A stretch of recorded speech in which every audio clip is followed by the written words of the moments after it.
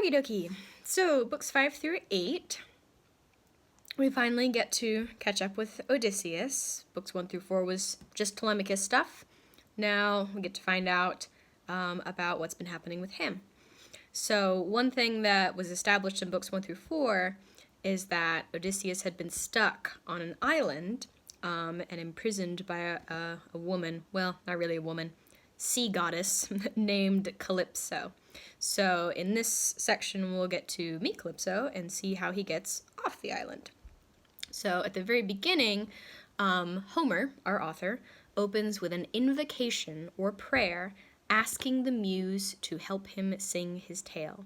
And the muses were goddesses of the arts and poetry and storytelling.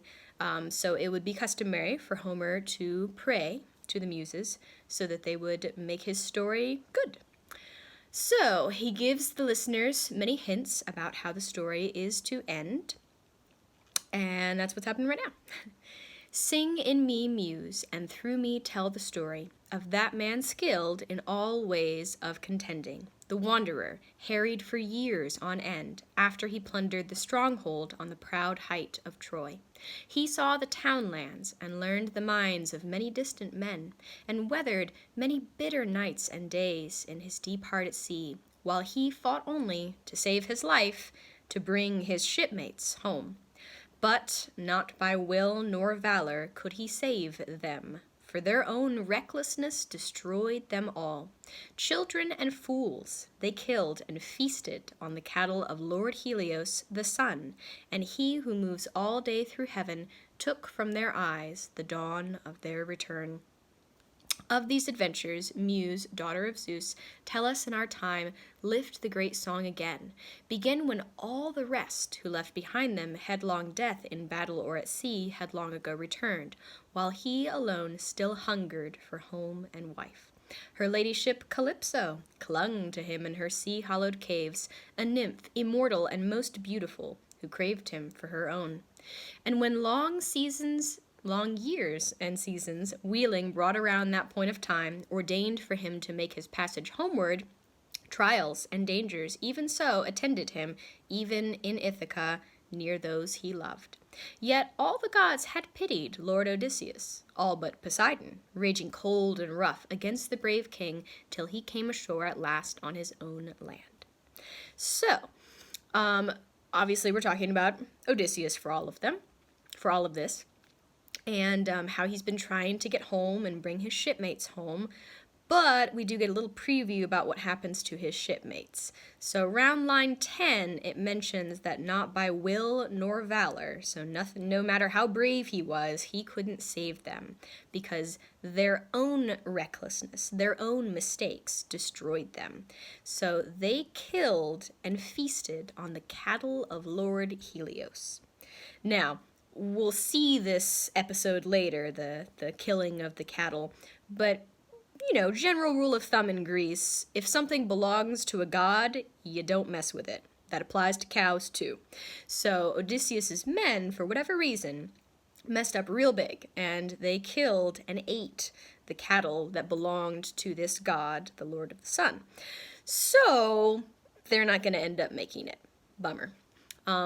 We are also reminded that Odysseus is with Calypso. She's very beautiful. She lives forever. She's trying to get Odysseus to stay with her forever too, but he still wants to go home. But even when he gets home, at line 27, it's mentioned that trials and dangers will still be in Ithaca.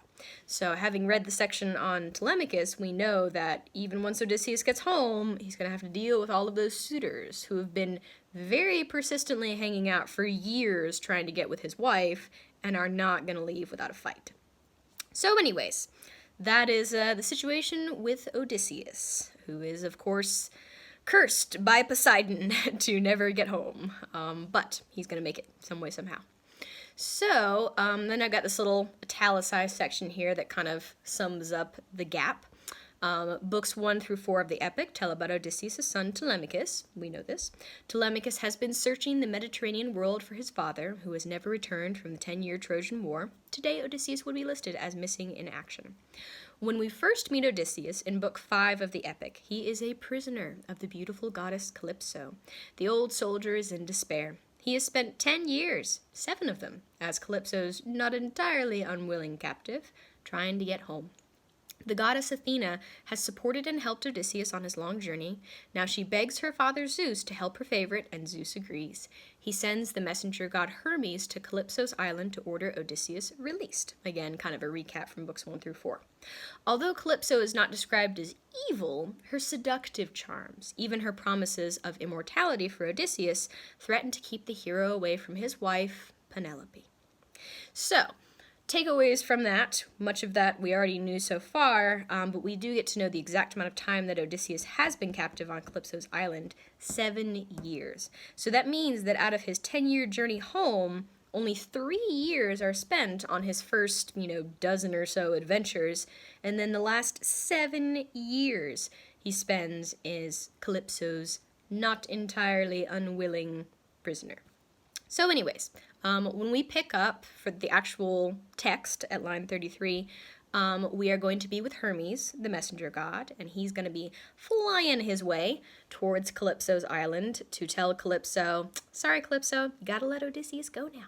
So, no words were lost on Hermes the Wayfinder, who bent to tie his beautiful sandals on, ambrosial, golden, that carry him over water, or over endless land in a swish of the wind, and took the wand with which he charms asleep, or when he wills awake, the eyes of men. So wand in hand he paced into the air, shot from Pieria down to sea level, and veered to skim the swell. A gull, patrolling between the wave crests of the desolate sea, will dip to catch fish and douse his wings. No higher above the whitecaps Hermes flew until the distant island lay ahead. Then, rising shoreward from the violet ocean, he stepped up to the cave. Divine Calypso, the mistress of the isle, was now at home. Upon her hearthstone a great fire blazing scented the farthest shores with cedar smoke and smoke of thyme, and singing high and low in her sweet voice before her loom a-weaving, she passed her golden shuttle to and fro. A deep wood grew outside, with summer leaves of alder and black poplar, pungent cypress. Ornate birds here rested their stretched wings, horned owls, falcons, cormorants, long-tongued beach-combing birds, and followers of the sea.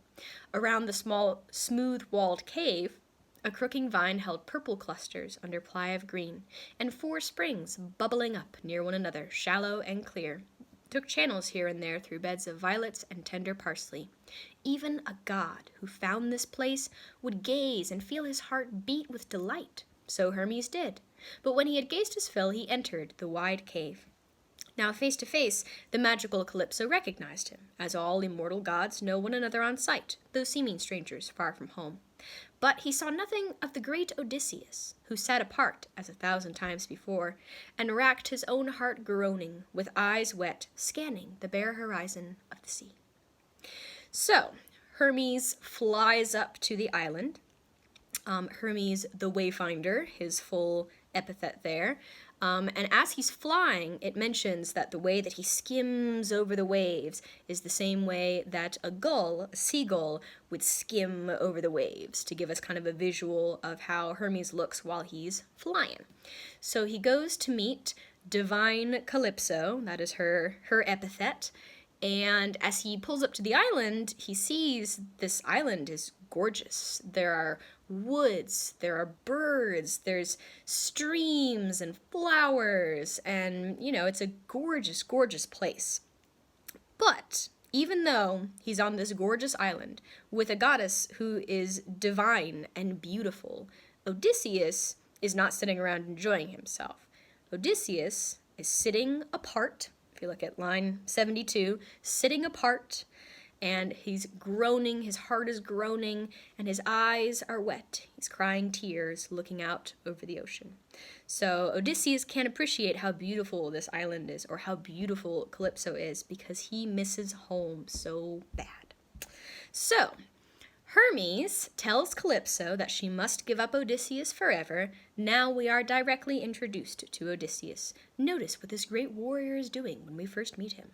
So starting at line 75, the strong god glittering left her as he spoke, and now her ladyship, having given heed to Zeus's mandate, went to find Odysseus in his stone seat to seaward, tear on tear brimming his eyes.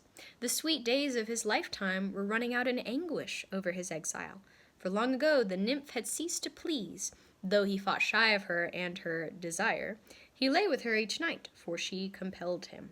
But when day came, he sat on the rocky shore and broke his own heart groaning, with eyes wet, scanning the bare horizon of the sea. Now she stood near him in her beauty, saying, "O forlorn man, be still. Here you need grieve no more. You need not feel your life consumed. I have pondered it, and I shall help you go." Now right there, I have pondered it, and I shall help you go.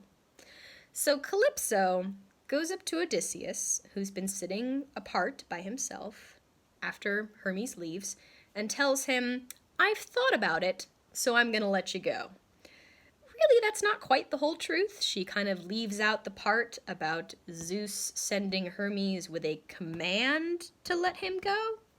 But hey, she's probably a proud person, doesn't want to show any weakness, and she really has a weakness for Odysseus. So you might have noticed the bit about, pleasing and desire. She and Odysseus have been engaging in some extracurricular activities during their time together on the island. And she's not excited about the idea of letting him go. She cares about him a lot. But Odysseus is still in love with his wife, still misses his home, still wants to go home. So, bummer. But anyways, so picking up at the little italicized bit right before line 92, Calypso promises Odysseus a raft and provisions to help him homeward without harm, provided the gods wish it. Now Odysseus and Calypso say goodbye. Swiftly she turned and led him to her cave, and they went in, the mortal and immortal. He took the chair left empty now by Hermes, where the divine Calypso placed before him victuals and drink of men. Then she sat down, facing Odysseus, while her serving maids brought nectar and ambrosia to her side. Then each one's hands went out on each one's feast until they had their pleasure. And she said, "Son of Laertes, versatile Odysseus, after these years with me, you still desire your old home? Even so, I wish you well. If you could see it all before you go, all the adversity you face at sea, you would stay here and guard this house and be immortal, though you wanted her forever, that bride for whom you pine each day. Can I be less desirable than she is, less interesting, less beautiful? Can mortals compare with goddesses in grace and form?" To this, the strategist Odysseus answered, "My lady goddess, there is no cause for anger. My quiet Penelope, how well I know, would seem a shade before your majesty, death and old age being unknown to you while she must die. Yet it is true, each day I long for home, long for the sight of home." So, as they're saying goodbye, Calypso asks the tough question, "Why do you want to leave me? Is your wife prettier than me?" Very getting emotional about Odysseus going. Now, if Odysseus had responded with what he probably wanted to say, which was, "Yes, I miss my wife," then, she might have been a little angry, maybe put a little hole in his raft or something. But he is a strategist, he is clever, and he really emphasized that, well, even though my wife might not be quite as pretty as you, I'm really homesick and I just want to go home. So, sneaky Odysseus wins again, and he is able to build his raft and set sail.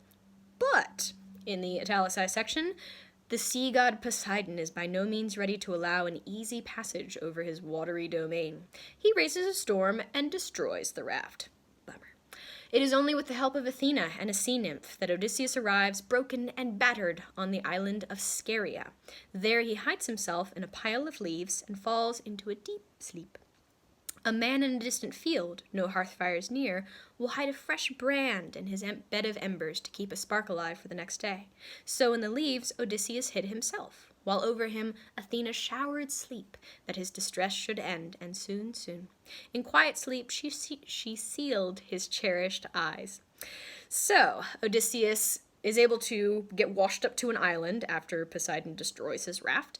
Unfortunately, it's not Ithaca, which is where he wants to be, but it's close. Scheria is the land of the Phaeacians, and it's just kind of a hop, skip, and a jump from Ithaca if you were to look at it on a map. So it's getting closer there.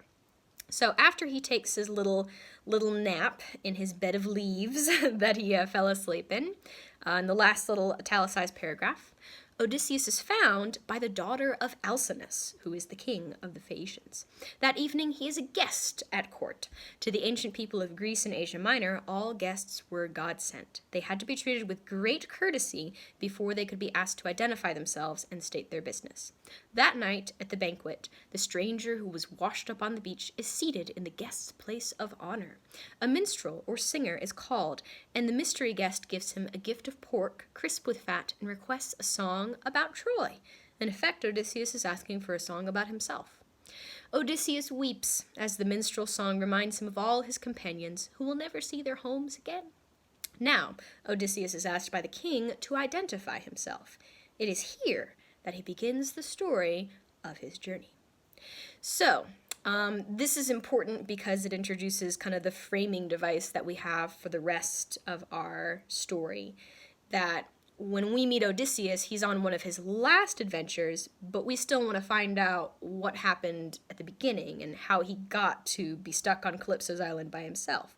So, when he's at dinner and the king of the Phaeacians says, "Hey, who are you? What's your story? Why are you getting so emotional about this song about the Trojan War? How did you get here? How did you wash up on our island?" That's when Odysseus is going to go back and say, "Well, what happened was, I fought in the Trojan War, and then I went here, and then I went here, and then I went here," and he's going to tell us about all the places up to Calypso's island. So if you look at the timeline that I posted, I have 16 locations on the timeline, and obviously number 1 is Troy. We know that Odysseus left Troy at the end of the Trojan War. He was definitely there. He was responsible for the, big wooden horse and everything. And then we know that he ends up on Calypso's island, which ends up being location number 14 that he goes to. So he's stranded on Calypso's island for 7 years. She lets him go.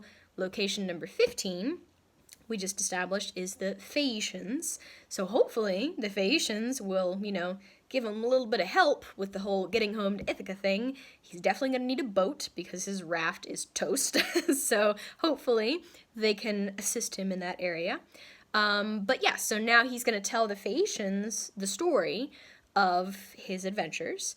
And hopefully, if they, approve of his story and get along and give him a boat, then location number 16, which I currently have blank, hopefully location number 16 will be Ithaca, and he'll get home, and he'll get to see his family, and, all that good stuff. So anyways, so right now, book 9, book 10, 11, 12, all of those sections of the Odyssey are just going to be filling in the blanks from 2 to 13. All of those locations we'll get to hear about.